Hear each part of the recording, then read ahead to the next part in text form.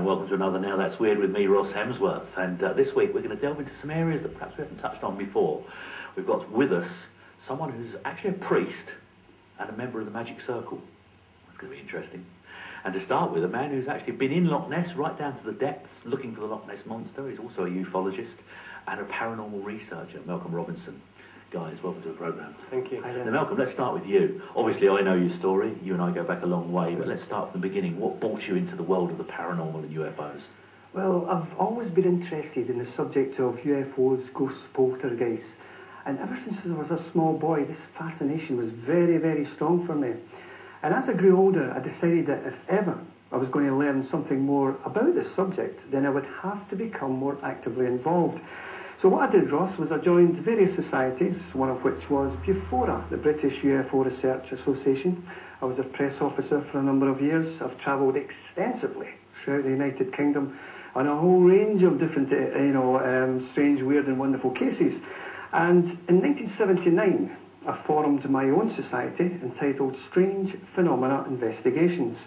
And the aims of SPI are basically to collect, research and publish accounts relating to most aspects of strange phenomena, but at the end of the day it's just been this fascination because there is so much more that humankind need to know. Absolutely. Now, when you started this, were you a sceptic yourself, a believer, on the fence? I was entirely a sceptic, yeah, I really was. I just did not believe that there were any substance to claims of ghosts, to UFOs.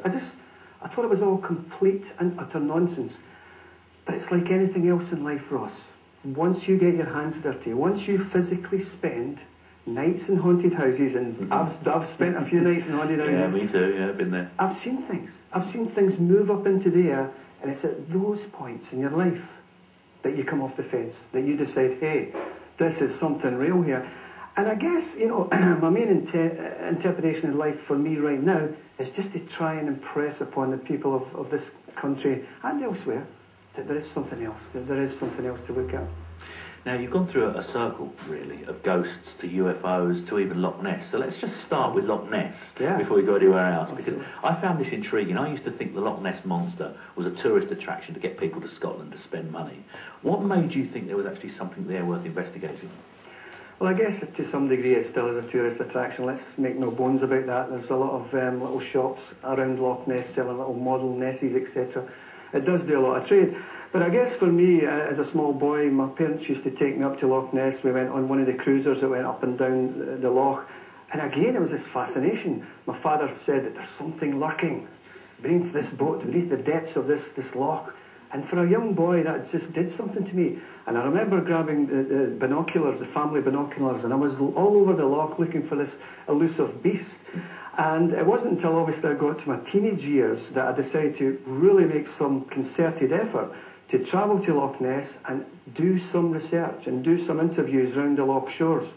I've spoken to over 3-4 dozen witnesses, even a man in the cloth, this minister, who was a priest at Benedictine Abbey. He had a friend from Westminster Cathedral come down to visit him. And they went down to the loch side. It was about 8 o'clock in the morning, and the loch was like a sheet of glass, really, really flat calm. And he says, this is a famous Loch Ness. And no longer had, seconds later when he had just said that, this long tapering neck just came out from the depths of Loch Ness, like a sheep-like head. And even the priest couldn't believe it. He went, well, there you are. You're only here. People come all their life and never see something. You're here for seconds and you've seen the elusive beastie. But it's a combination for me of speaking to people who I believe are telling the truth. They know what they saw. They've lived at that loch side for many, many years.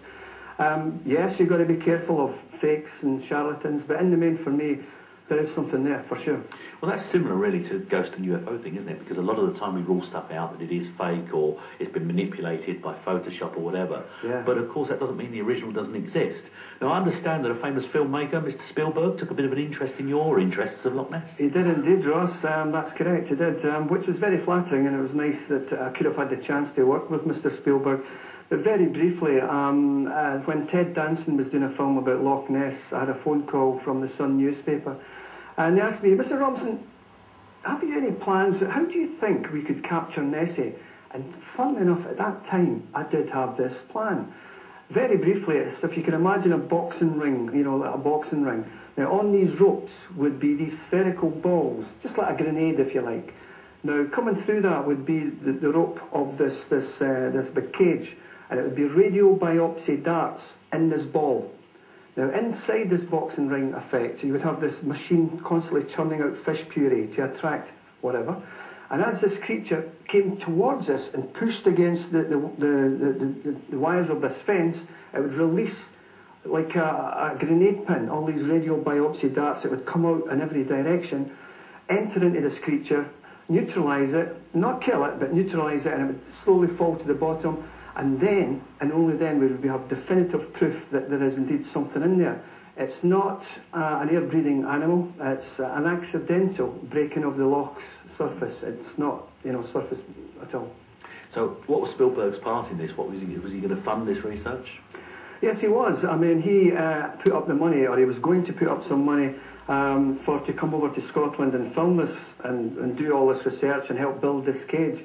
But sadly, he went on to do other projects and it fell through. But it was a great, great shame, because I do believe that we can do something with this idea that I've got. Have you never thought of contacting him again and see if you can resurrect that interest? I should. I really should. We should be up there filming it when you do. Yeah, there's an idea. There's an idea. Yeah, we could do that.